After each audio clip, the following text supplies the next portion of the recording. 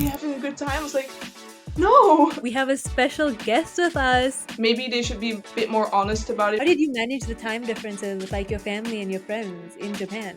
If you talk about the stuff that's not nice, it's kind of like, well, you got this amazing opportunity and you're just complaining about it now, I guess. Welcome back to the 6th episode of Passports and People. I've hinted a bit before this episode that we have a special guest with us. This is Micah. Micah? Hello. Am I saying it right? Micah? Yeah, Her yeah, yeah, name. that's completely fine. Yeah. Okay. Yeah. So Micah has a very inspiring story. I'm very excited to speak to you personally because I recently moved as well. I didn't know that you also moved like right now, like recently, like a few days ago. Yeah, 2 weeks ago. Yeah, same. I'm as well. I think around 3 weeks ago I moved, and it's been like really difficult for me to kind of put the fact that I'm not in Malaysia anymore into words. And so I thought speaking to someone who's Mm. older than me and who's experienced more of it, it would be really great. Yeah, I'm so happy to be here. So my name is Maike. So yeah, I moved around a lot. I also like you just moved like again. So yeah, I did my undergraduate studies in my own country, the Netherlands. I studied Japanese studies and kind of intercultural communication. And then I made a big move and I became an international student and moved to Sweden. I studied Asian studies at Lund University in the south of Sweden. I graduated 1 year ago, and then I moved to Japan to work on the JET program as an English teacher. And now I moved from Japan to Norway, so next to Sweden, to start my PhD in Japanese and religious studies. So yeah, I'm super excited to talk to you. It's so inspiring. And like you are going through like these moving as an international student and doing it so much. Normally, like people will do it once, they move from their country to the country of the university and then they like, that's enough. They just continue there. But you really broadened your horizons and you went to so many places and you are excelling academically. I mean, your PhD, that's incredible. Yeah, I mean, I just started, so we'll see if I excel. We'll But see. I'm sure you'll do great. yeah, I mean, I understand why most people, after moving to the university country, are like, this was enough. Yeah, I mean, because you moved around a lot too. But you moved around when you were younger, right? Like, did you move with your Yeah, family? yeah, yeah. Yeah, I moved originally when I was 8. So I've been an Oh, international student now wow. for 10 years, lived in 4 countries. So it's like it has been a lot. It's been a lot. And I hope and I plan on continuing to move. I don't plan on settling in South Africa, so we'll see. Yeah, yeah. I think there's a big difference I mean, I moved voluntarily, like, it was my own choice. But of course, if you're like much younger, you move with your family, you don't have as much choice or room. So I think that will be also very interesting to discuss today. So what originally made you decide that you wanted to be an international student and you wanted to take this leap of then applying to Sweden? Okay, so I studied Japanese studies and kind of intercultural communication. So, I mean, my country, the Netherlands, it's pretty small. So, I mean, there are some good universities, but for my kind of area, like humanities, area studies, there's not a lot of choice. And there's, of course, like the EU. So, the Netherlands is part of the EU. So, I can study abroad for very cheap or for like for free. So in Sweden, actually, if you're from an EU country, you can study for free. I mean, that's not the only reason I chose to study I'm abroad, sure but it I mean, was it's I'm sure it very was good. a factor. It is a factor, yes. Yeah, definitely. I mean, I also looked to study in the UK, but I don't like when I wanted to do my master's, I had like no money. Yeah, I think that's one of the major things that, like, as international students, we can work as hard as we want to get into the universities that we want to get to. We get the grades, but then when it comes to getting accepted and like financially, it can be a can break your dreams. Yeah, and I think people maybe they should be a bit more honest about it because of course you want to pick a study that suits you, right? But at the same time, I mean, a lot of people who want to do a master, they're like 20. I was 24, maybe 23, 22. And like, let's be honest, like when I looked at studying in the UK, right? I love the UK, great country, great universities. but where am I gonna get 60,000 pounds, right? Yes, Like, exactly. so like Yeah. let's be It is honest, like, something and you don't want to take out loans forever too, right? Um, 100%. so Sweden has very good universities. Scandinavia has good universities in general. So yeah, I've found a program at Lund University, and the Swedish system kind of works is that if you do a master's, you can apply to a max of 4 programs. It was at the time, and it is kind of Oh, you kind of rank interesting. them, and then Right. yeah, it's a very interesting system. Um, and actually, Lund University was my first choice, and um, I'm so happy that I Oh, got it that's because it was like, okay, amazing. maybe I was so happy because I also put like some other choices, like, okay, well, if this doesn't work, I'll do this or I'll do this, you know. And I really wanted to go abroad. I think I even put a program in retrospect that I think it would have not like made me happy. um, I think my fourth choice, like, I just really wanted to go somewhere else as well. So I think my fourth choice was like applied cultural analysis, and um, I'm not even sure really what that is up until today. So yeah, so yeah, like also like just the financial situation, and I mean Lund University is a really good university. It was recently named on QS like Sweden's best university. So yeah, that was kind of like in my um considerations. I was also thinking about studying in Japan. I actually talked with some professors at some universities, but again, it was like a lot of money. I was like, I don't have money.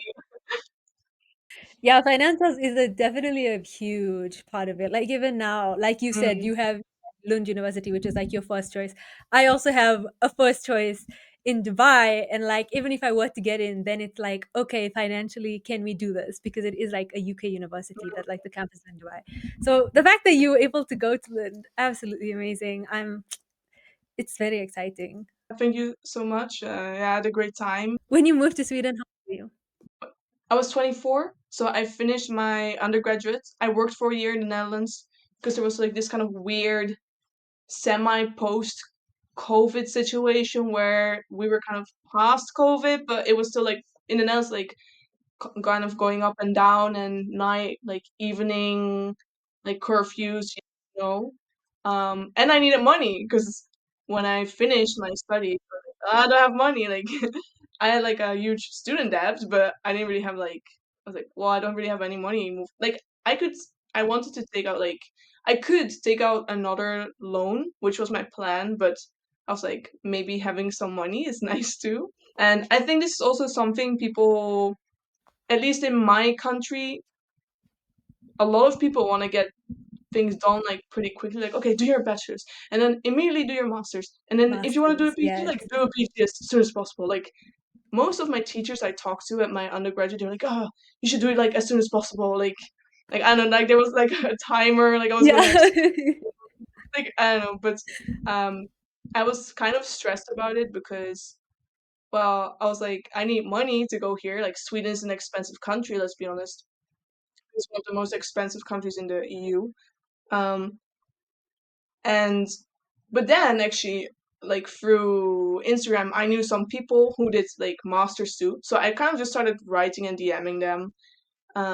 And then a lot of them were not from the Netherlands, from other countries. They're like, oh yeah, I also like worked 1 year like somewhere, and then I did my masters. Like it was not an issue. And I'm so happy. I just took like 1 year to just work, have some like actual work experience, and have money too. So I'm talking a lot Exactly, about yes, money, I feel yes. like, but it's like such No, a big it's part. true though, it is true. Yeah, and I feel like a lot of people kind of shove it under the rug, like, oh, we don't talk about the money part, but I think Yeah, it's so I important think to talk it's about, right? yeah, it's really important. I think because it's like money is always a sensitive issue, whether or not you have a lot or not. Mm. But especially when it comes to university, it's like it's not only paying your tuition fees, there's also renting an apartment Yeah, or yeah, whether you're staying exactly, yeah. accommodation and then just cost of living, like your transport every day, your food. It adds up to be a Yeah, lot and it really isn't talked it's about not just enough. a tuition fee. Like you have to Yeah, live. it's Every everything. country or like place is so different too. Yeah, on top of that, then it's like, oh, you want a social life, you want to go out. So it's like just everything. Yeah, you just don't want to sit only in your room, right? Like, oh, I have money to go Yeah, to the university, but now I can't leave my house, I guess. exactly. You Yeah. can't enjoy it. Yeah. I think that's a big consideration that individuals who are thinking about like moving abroad and having an international student life Mm. at university, you have to make sure that you like take advantage of the full situation. Don't just go there, like spend your tuition money and like study, study, study. Like I've seen like even now in Japan, you were posting on your blog on Instagram so much of like your outside experiences and life within the country, which I Yeah. think is really important. I mean, I really enjoyed my time in Japan and I got to meet so many cool and interesting people and I made like friends for life. But yeah, I mean, that's also, especially if you move to a different country, like kind of the point is to experience this place, right? Like it's nice you can study there and that's like very important. I always took my studies very seriously because, I uprooted just like you and like many other people. I uprooted my whole life in my own country and then I moved to Sweden, which is great, but you come there for a reason, and the reason is to finish a program and hopefully do well and have some nice grades and also have a nice time.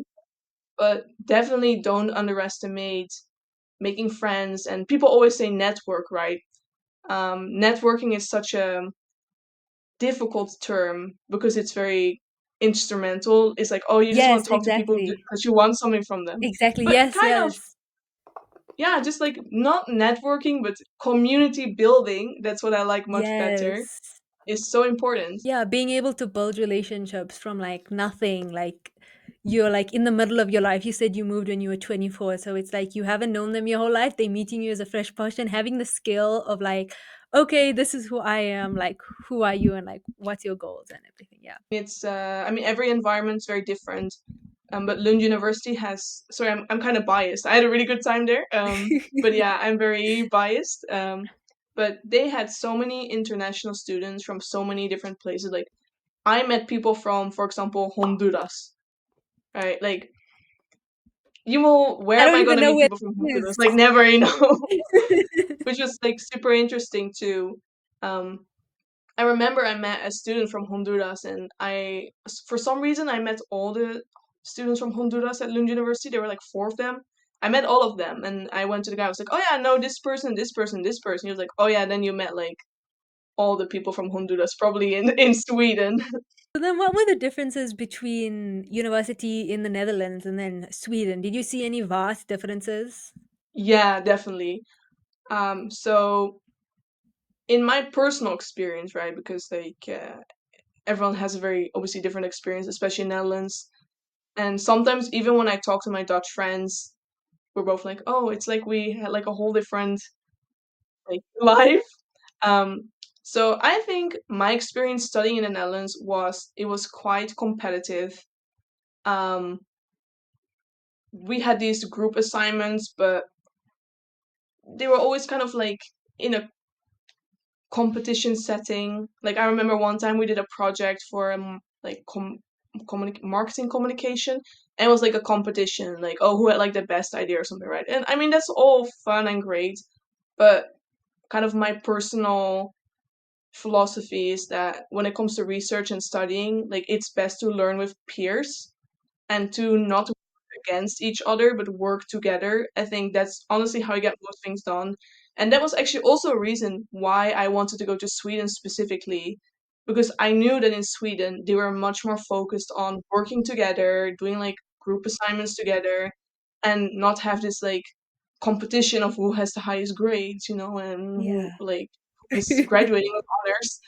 Um, yeah, it was a very important reason for me to go to Sweden or Scandinavia. I also applied to some other Scandinavian countries because I got kind of tired of the competing, I guess. Yeah, I get that. It's the same mentality I have between applying to back to Malaysia and the UAE. I found that living in Malaysia, the competitiveness and the emphasis on doing well academically was is so much higher. Oh my goodness. Like just the level of competition that like in Malaysia I was struggling because I'm not like I'm going to pour my soul and life into school and I'm going to like delete social media and stop going out with my friends just to make sure that like I'm getting those A's. That's not my mentality at all. And in Asia, in my class, that was a mentality where when it came to exams, everyone switched off everything else and it was like only grades, grades, grades. So like I really understand, which is why I'm applying to the UAE instead of Malaysia. Yeah, that's nice. I think it's a good reason to apply. I mean, I remember one time one of my friends, I'm not sure what we were talking about, but he said something like, some things, yeah, there's time for competition, but for some things, competition doesn't make any sense. Like, if we are all taking an exam, like, not for a scholarship or anything, why does it matter? You have a A, I have a B, and the other person has a C? Like, it's just so irrelevant, I think.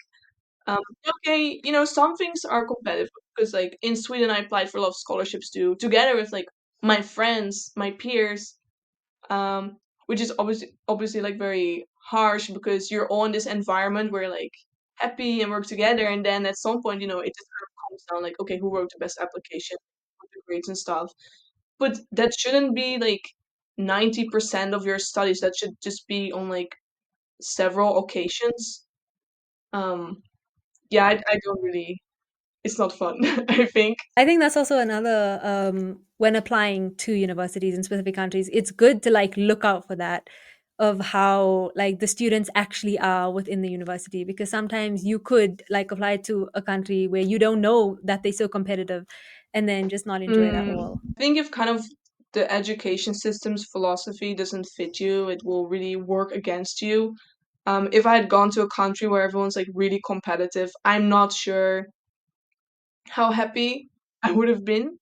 Or like because in Sweden, because it was so like focused on peer learning and working together, and I also noticed that like professors and like teachers were super nice. They were super open to receiving ideas. I never felt like someone was making fun of me or belittling me.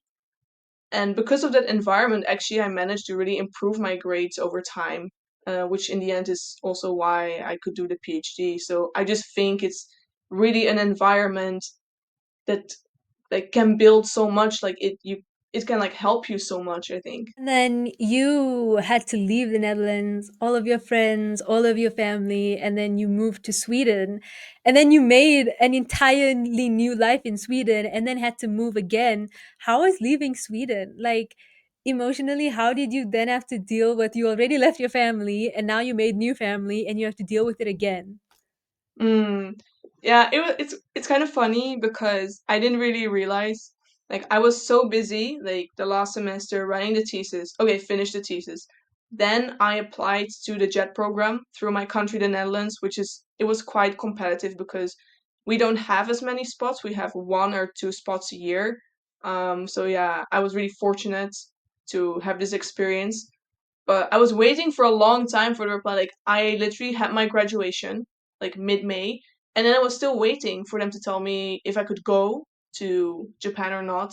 Also I was very fortunate because of the EU, I didn't have like a visa, so it was not like oh someone's gonna like kick me out of Sweden. So yeah, I was very lucky in that uh, aspect. But yeah, I had to wait. And then the 1st of June, they told me, okay, you can go to Japan. Please come to the embassy like in 3 weeks. But I don't live in the Netherlands. I live in Sweden. So I had to like pack all my stuff like super. So everything just happened like really quickly. I got the job. I packed all my stuff. I quickly told my friends like because I don't really believe in like telling people things before they happen. I don't want to like jinx it. Yeah, So I was I'm like, the same, I'm really yes. sorry. I'm leaving now, I guess. Packed all my stuff, like, I think I can. My new skill is that I can pack things like really quickly. Yes, yes, I Yeah, agree. it's a good skill to have, I think. Even when I left Japan and I had like a lot of stuff, I was done in like 2 days. Anyway, sorry.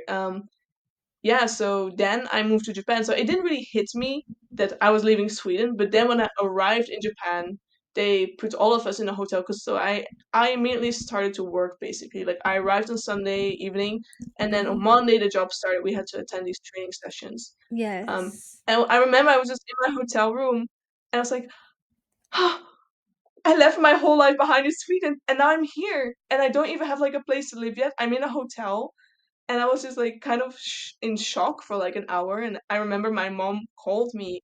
And she's like, "Oh, are you having a good time?" I was like, "No," and she was like, "What?" And I was just like really upset for like 2 hours. It was really weird because I've been so busy that even when I like went to the Swedish like like municipality. I was like, oh yeah, can you like inactivate my personal number? I'm gonna leave the country, and like I'm not gonna come back. I think. Did it not hit you on the plane? No, I was just like, no, I was just chilling on the plane. I wasn't really. I was like, oh, I'm listening to music. Like, oh, I'm going to Japan. Nice, you know. Like, what's the hardest move you've made, if I may ask? I think it was this one. I think because I'm Okay. older, and so I was able to like develop more of a life with my Mm, friends and like academically and school and everything. I definitely think it was this one, but not only because of friends. Like Malaysia is such an amazing country. Oh my gosh, it is just so yeah, I would amazing, love and to like visit.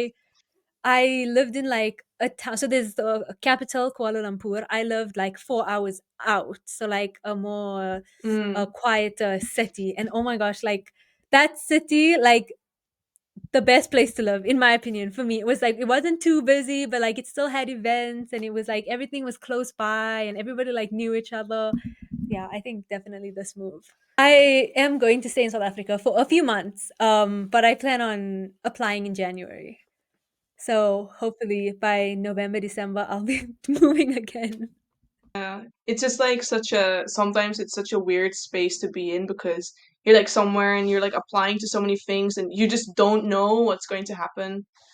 Yeah, and I'm the same as you. Like, I don't tell anyone, even like my closest of friends. Like, I will not tell them until it's like put in stone. Like the flights are booked. That's only when I tell Yeah, people when like exactly. money has Because been if the spent. flight's Like the booked, you flights can are tell booked. people. Yeah. Preferably So after the flight left and you're on your first like transit, you can tell or people like too. I'm at the airport checking in my bags. I'll see you guys. Actually, I've texted So people from the airport, like, oh yeah, like not people that are in that place, because obviously I will tell people when I leave, but like my friends yes, in yes. other countries, like, oh yeah, actually I'm at the airport in Japan, I'm gonna leave now. So like you said, how moving to Japan made you like so amazing at packing. How do you think all of these moved? Because how many times have you moved now? I've moved, okay, I moved from Netherlands to Sweden to Japan, okay, 3 times if you don't count like moving inside the country. So I moved to another country. No, that's not true. 4 times? I lived in Yeah, Japan now before it's four times. actually. Yes, Yeah, yes. yeah, okay. I even forget myself. Like, Um, so yeah, I Yeah, moved so first time, but the first time was like only 6 months. It was like a short term exchange. So it's technically a move because I had to like sign up with the yeah, it municipality here. is. Yeah. But 6 months is still sorry, really what was the long. question again? I was just like counting how many times No, I moved. I asked you, yeah. So within the full moves, how do you think it's shaped you? How do you think that like you've changed in ways you don't think you would have changed if you were to stay in the Netherlands? I think that if you move to a lot of different countries, you kind of start to, I would say, care kind of less what people think of you because everywhere you are the new person that has to like adjust to the place, to the culture, to languages, and you're just gonna make so many mistakes. You kind of become, well, not, I would not say immune, but kind of immune to judgment, criticism.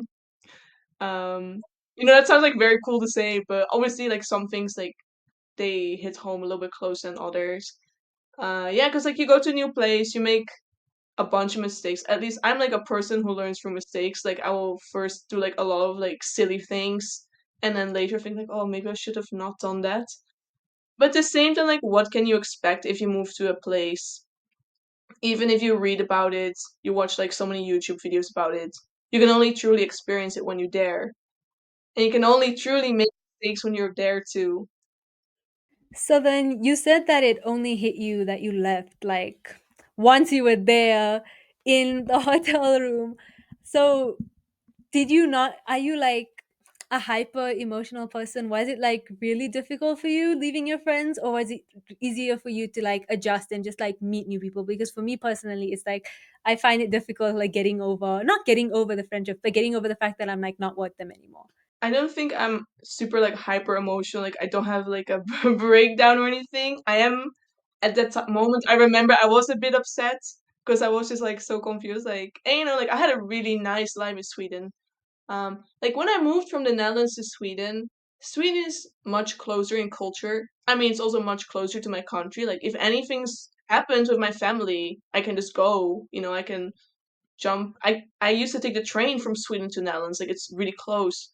Um, So it's not as big as of a difference. And also, when I left the Netherlands, I really wanted to leave. Most of my friends had left where I was living. Most of my friends had gone home to another city, gone abroad, graduated. So when I used to live in Maastricht in the south, best city in the Netherlands, I would argue. But yeah, so when I was there, most of my friends had just gone, and I was like, well, it's time for me to go now too. But when I was in Sweden, all my friends were there. Everyone was getting like jobs, and I was just like, I'm just leaving, and you're all having a good time. But yeah, it takes some time, but I think it's okay if it takes some time, like especially these days when a lot of like living abroad is being posted on the internet and a lot of people are romanticizing it and like everyone's doing that, right? Like I'm also part of this kind of Yeah, problem because everybody wants you to do it. post like the Yeah. nice stuff, right? You don't want to post the stuff that's not nice. And then Yes. also there's this kind of flip side of the coin where if you talk about the stuff that's not nice, it's kind of like, well, you got this amazing opportunity and you're just complaining about Exactly. it Like, now, I guess. yes. That's why one of the reasons why I started this was because it's not talked about at all. Like, I didn't really find like anyone or any platform that was like speaking about. Like, I am so grateful. Like, obviously, I didn't choose to move when I was 8, but like, it's granted me so many different opportunities and so many amazing things. And so I am very grateful. But it is like any other life, you are gonna have hardships with it. So yeah. Yeah, and I mean, obviously when you're a child, it like kind of changes you in a very different way. And I mean, Yeah. I'm really happy for you. You can look at it that way, where like even though you were super young and it gave you so many opportunities, that's really great, and it's Yeah. okay. That's not for everyone the case. And what was because you said that Netherlands, Sweden, so close together, trained right away. What was the culture shock like in Japan? Had you been to Asia before, or was this your first time? Yeah, so I studied Japanese studies in my undergrad, and then I lived in the north, kind of central north. It's called Nagano Prefecture. It's known for apples and skiing. And it's a really great place. I love it. I love it so much. Yeah, so I think I had most of my culture shock during that period. But at the same time, studying in Japan and working in Japan, and I think in most countries, like being a student and working, is very different. So I had all the kind of baseline culture shock when I was on my study abroad. I was 21 at the time, and then I had all the work related culture shock when I was 24. But I don't really feel like a super much of like a outsider. Maybe I am. I just don't really feel like it as much. Because I can understand people and I can talk to people, so I can independently go through my life. Like I'm not relying on like other people or kind of third parties to help me. So it was not, especially the second time, like it was not as much of a hassle as the first time. How do you ground yourself through the moves? Because when did you move to Japan? Because now you moved. Where are you now? Sorry, my brain is I'm so in many Norway. Don't worry, places. I'm in Norway. Yeah, I'm Yeah, not yeah, keeping yeah. track So, anymore as well, to be honest. how long were you in Japan for, and now you moved to Norway? Yeah, so I was in Japan for 1 year, like last year. Yeah. And in So, Norway, I will be here 3 to 4 years. how did you ground yourself when you moved to Japan and now when you're moving to Norway and when you moved to Sweden? What ways do you find help like make that place feel homey and like more welcoming for yourself? I think one of the most important things I learned is that even though at the moment a lot of people are moving to different countries, moving around, and it almost kind of seems like it's like a really normal thing to do these days. But I think we should all realize it's not a normal thing to do. It's kind of a big thing. You leave behind your family, everything you build, and you have to start over. So I think accepting, and this took me quite some time to understand, I think, but just like accepting that it's okay, it's a big deal to you. And it's okay that maybe you're emotional, it's a big deal, or you feel lonely. And honestly, moving here like 2 weeks ago and just thinking like, you know what? It's okay if I don't have friends immediately. It's okay if I don't know how to do certain things immediately. it's okay if people talk to me and I don't understand them, and I'm like, I'm so sorry, I don't understand, you know. Like every all of it's okay, and ever since I just accepted that, I feel much more relaxed. It's better, yes. And I think when I moved to Japan, I was really like, okay, I have to do everything to fit in. Like, I have to do my job properly. I have to speak Japanese. I have to do all this stuff by myself. And like a lot of, especially when you move to Japan, you have to do a lot of like paperwork, and the paperwork's often very complicated for no reason. Yes. And I was like, just like really stressed when I came there because I wanted to like try so hard, and it's okay to not try that hard sometimes. So yeah, that's just a way I kind of, I guess, ground myself. Um, Other ways to make myself feel at home, just wherever you are, how long or short, just make your space nice. Bring some stuff from your home, silly stuff. I don't know, pictures. I bought a lot of things in Japan, like some Japanese decorations that I Yeah, I put was in my gonna room in ask, since Norway. it's like since the movie is fresh, how was it moving? Like, it's even no matter how many times you do it, it's always such a big and like exhausting and like stressful time. How was Yeah. that? And a lot of, again, I keep talking about money, but random costs that just pop up, Yes. like, oh, your luggage is 1 kilogram too heavy. And especially when I left Japan, so I was very fortunate that my housing was arranged by my job, and I also Yeah. reimbursed half You didn't have to my worry about. rent. Yes. Yeah, so that's not for everyone on the JET program, but for some places you go, it is. But when I left, my job was like, you have to have your housing professionally cleaned. And Oh, yes, I was yes, like, yes.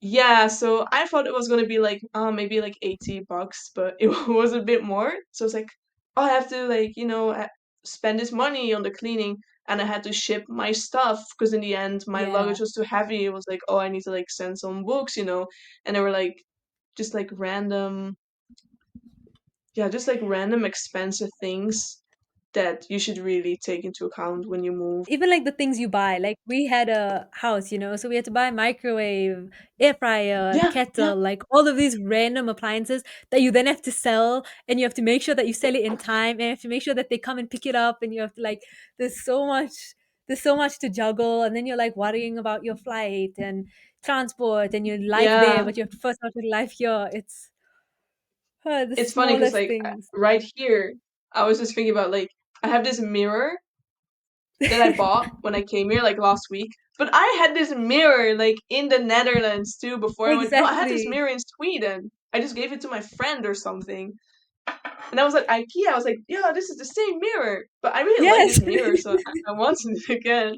Yeah, towards the end, it's just kind of like, especially like I procrastinated packing quite a bit. A mistake on my part. Like towards the end, it was just like, okay, I can't sell these things. Just like gift bags of things, like to my friends. You can have this. You can have this. Like just having to clean out like the The entire gift house bags. and then Do you want this inspection random and thing you don't need? yeah. No, seriously, I Yeah, I think had gift bags. Yeah, I think actually it's something I find packing super difficult, especially like last month when I left Japan. Because actually I had to go to work literally until I left. So I had to like wash my clothes because I was gonna travel for 2 days. I had a bit of like a weird travel situation. So it's like I need to wash all these clothes before I pack them for like 48 hours, and then I couldn't pack my bags. So I couldn't pack like I had to wait for my clothes to be washed to pack like other things and like mathematics. Like it was so complicated. Yeah, most of the time you only finish packing like the night before, like or like a few Yeah, exactly, hours before your exactly. flight. Like my flight was at I think 5 a.m. in the morning. I was only completely done packing like the night before at like 12 a.m. because it's all of the small random things that you have to like Yeah, put into your big bag to get checked in. It's a lot. specifically for me, I remember because I like these glass bells from Japan. They're called furin. There's also an emoji of them. So I really like those. I have a bunch of those, but I couldn't pack them because I still had to pack my clothes, but I still had to wash them. So I had to wait to pack like all these glass things I had until the night before. Like it's like very was like very structured in my head. And you mentioned the travel day. What's traveling like from Japan to Norway? How long are the flights? Because like for us, it's Malaysia It to was Dubai, and then Dubai to South Africa. It's like 8 hours and then layover, and then 8 hours again. What's yeah. that travel day like? So again, I got very fortunate. So basically, what happened was I quit my job quite late because I heard again like last minute, actually 1st of June too. No, it was like a little bit later.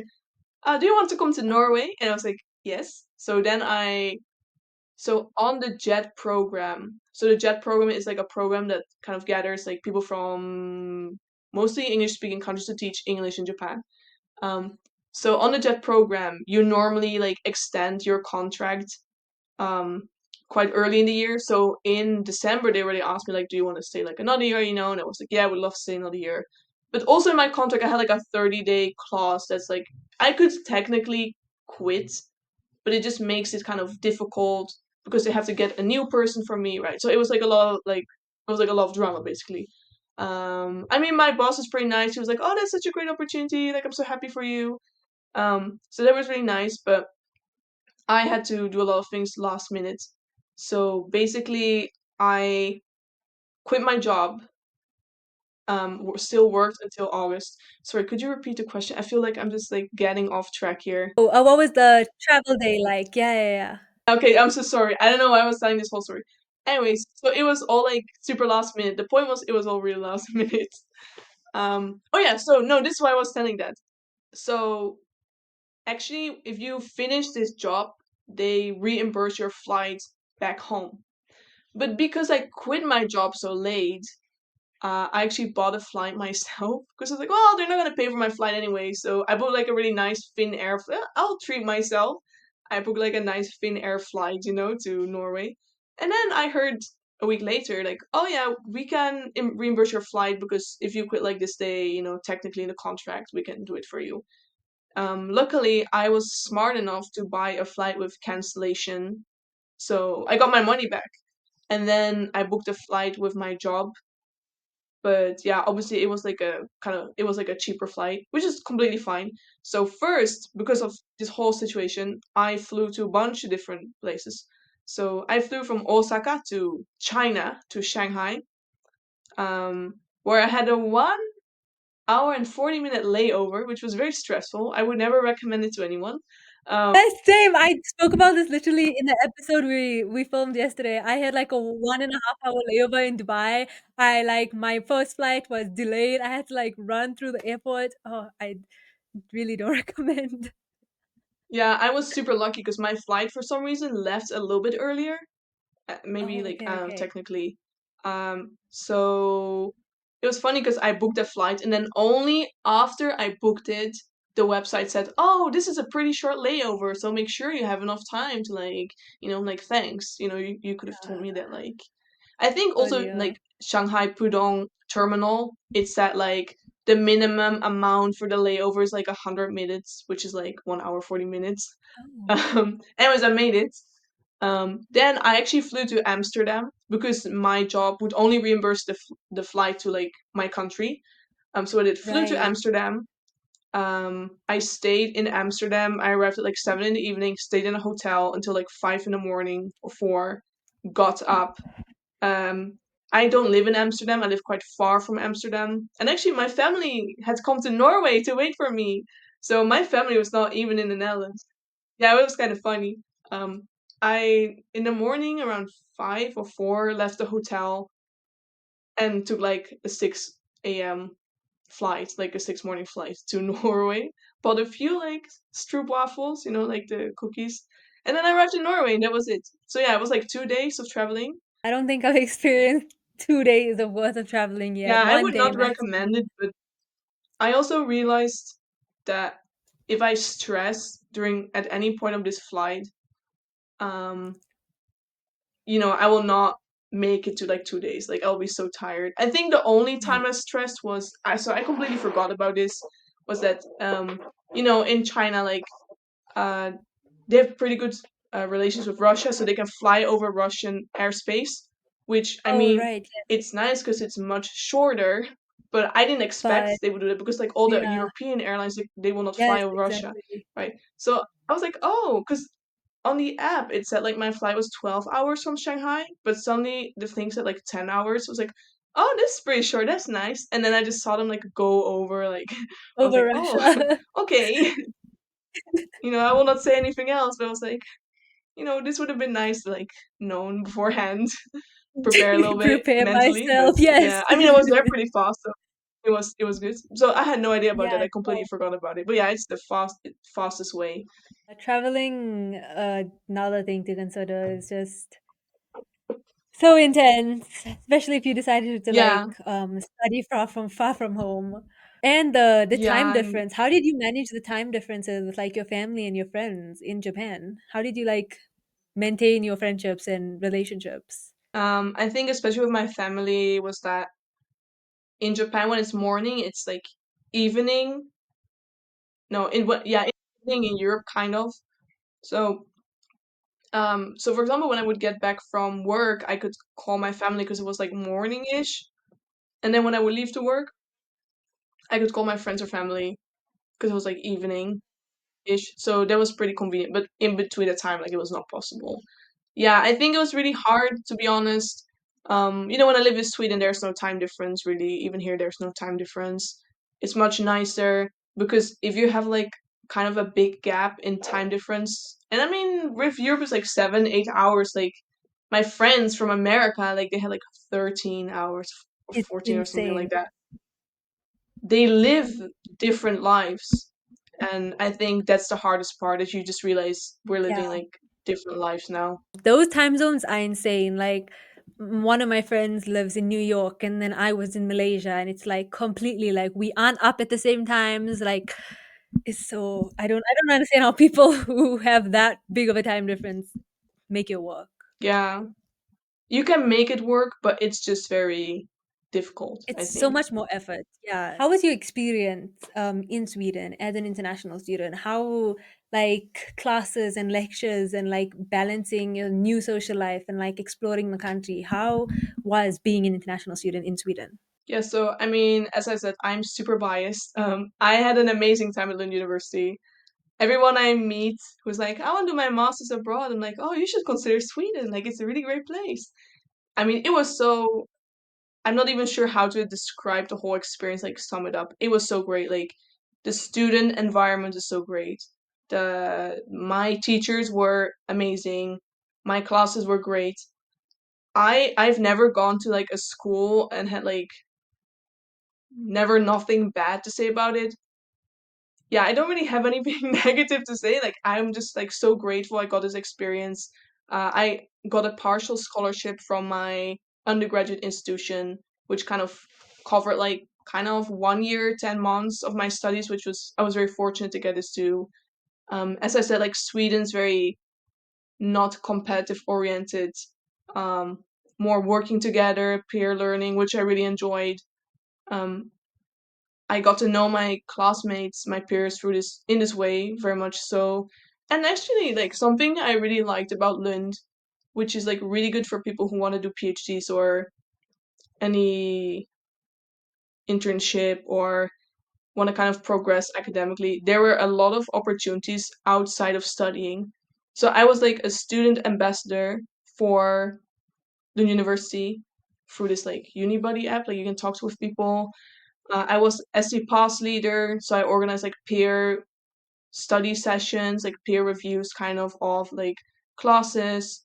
I was a student mentor, so I also like mentored students with like learning disabilities or just had like a difficult time learning. So there's so many opportunities to just engage with the overall environment. I mean, in Sweden, like if you want to learn Swedish and you're gonna be there for like 2 years, at least in my case, the Swedish government will like reimburse your Swedish classes. So I took free Swedish classes for like half a year. Yeah, and I got like a degree, like a certificate and everything. And then actually when I applied to Norway, I told him like, oh yeah, I can speak some Swedish, and I have like, because in the Scandinavian like countries they like it if you know some like Scandinavian language. For another PhD, I saw at like another university in Norway, they were like, oh, kind of a requirements like like at least one Scandinavian like language. So yeah, it was really great. I have so many great things. I met like friends there for life who I still talk to, call to, even though they're on like the other side of the planet. Um, yeah, I if you're considering like I know it's becoming like a free ad, but yeah, I just like No, really, Japan. you've made me start considering Sweden. I let me know. I can give you some advice, but yeah, it's just like I felt really at home there, and I felt like there's kind of a place for everyone. Like I met a lot of different people, but all of them had like their people. Like in the Netherlands, I would meet like a lot of different people, and you could tell like, oh, this person, doesn't really feel at home, or they don't have as much Right, friends, or they're yeah, like all by themselves. In Sweden, no matter who you met, they always had like a group of people they could be with and be themselves with, and I think yeah. for me that's just very important. Wow, the way you're describing Sweden, I don't know how you left. Genuinely, I'm like, Yeah, me too. I was in that hotel like, what did I do? no, but I'm sure you're gonna enjoy it in Norway. Do you have any expectations? How are you feeling now, your PhD? Yeah, I mean it's really great. Um I love it here. I mean, I've only been here for 2 weeks, so who knows?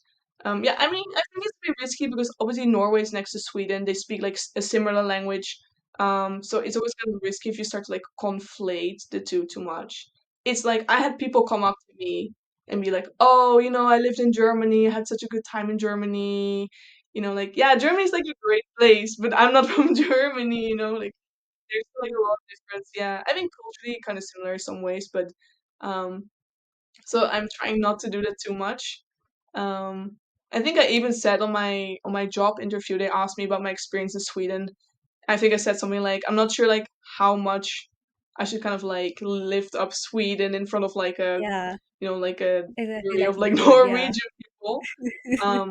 But yeah, it's really nice. And here, just like Sweden, they're really into like work-life balance. So for example, That's life. yesterday I applied for a few days off, unpaid, like some unpaid leave, and it was just approved. It was like, okay, you can go. I was like, oh, Oh, I don't need to like, like write like a letter and like, nothing strict, no, yeah. okay, just put it in the system and tell everyone where you are, and yeah, just do it like, make sure you do it like like leave some time in between, like it can be Yeah, processed, but there was not, especially for like, because it was only like a few days. They're like, yeah, if it's like a short term, like 1, 2, 3 days, it's yeah, not like take the really time off. an issue.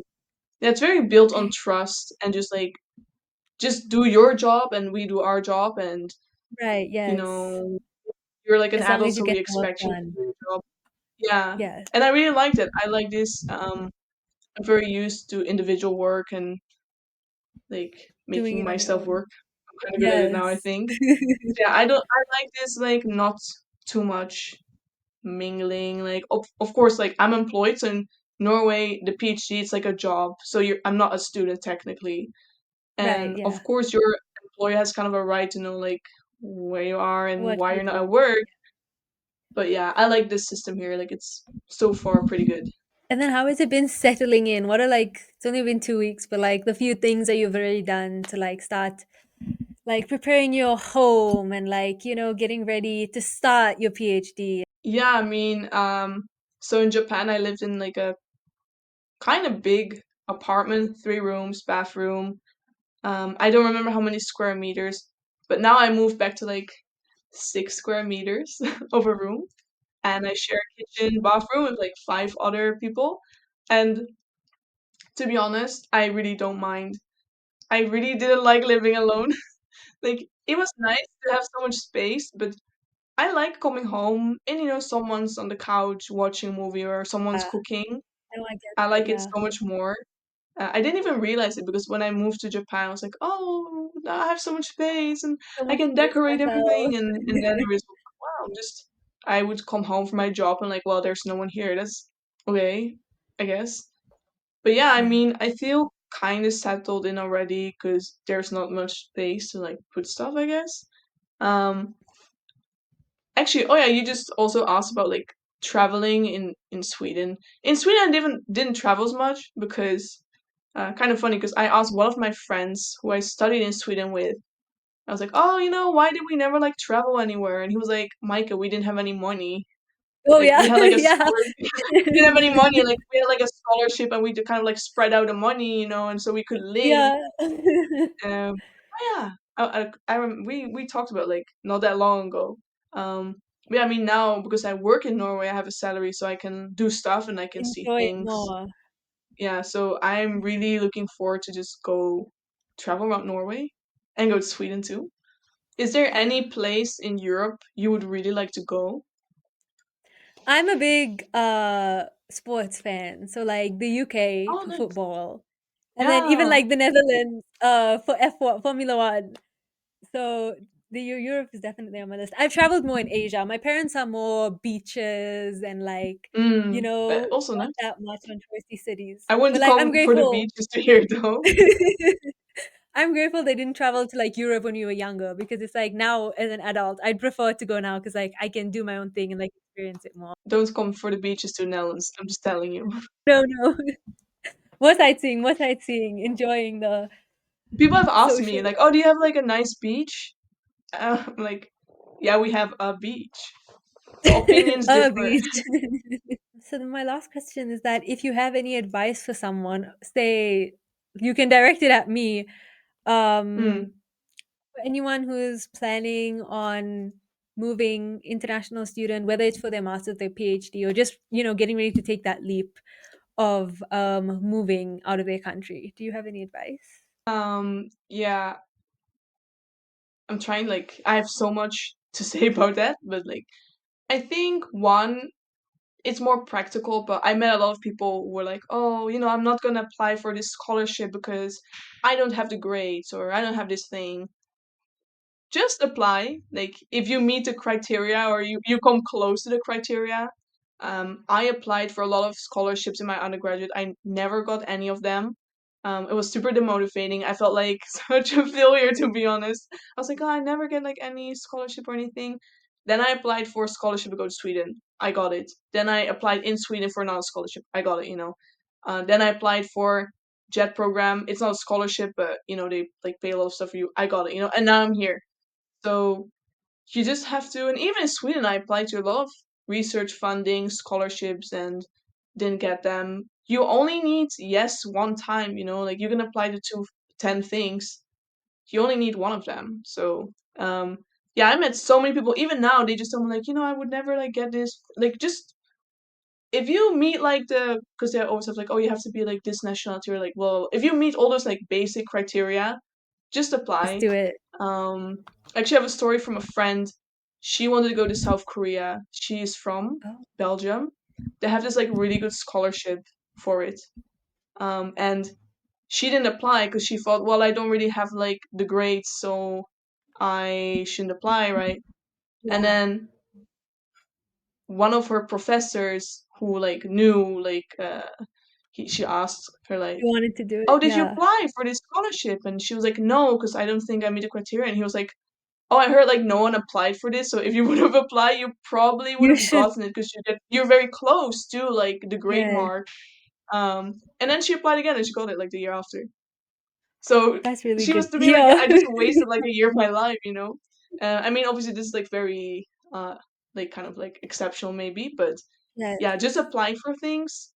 Um, and also what I said before, moving is a really big deal emotionally, physically.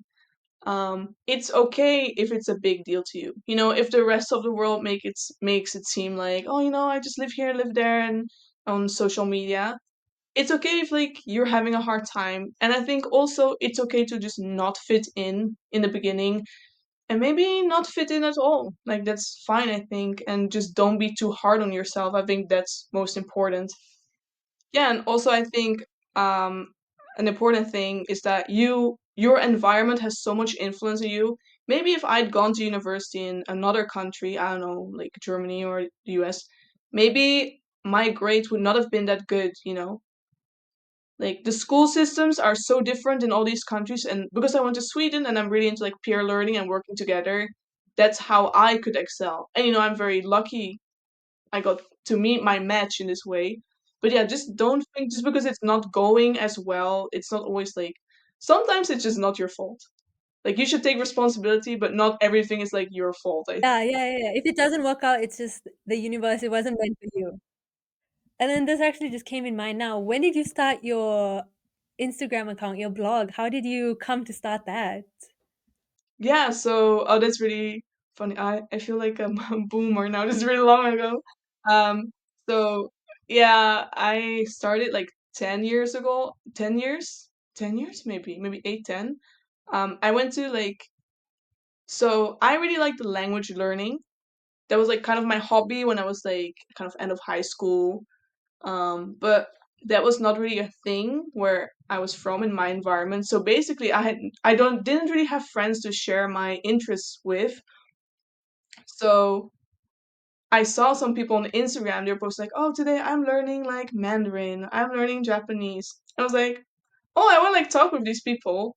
So that's just how it started. Like basically, I just didn't have anyone in my environment who I shared my interests with, and I just made this Instagram, and then kind of during COVID, I got more followers, but lately, because I'm so busy and I feel like a lot of content on the internet is just becoming like kind of a copy of a copy of a copy, and Yes, yeah, it's all I don't trends, really like yeah. to follow trends or like, really make the algorithm like, get like a lot of Yeah, I followers. know Like, what you mean. you have to do all these tricks and stuff. Like, I don't really like it, and I had my time. It was fun.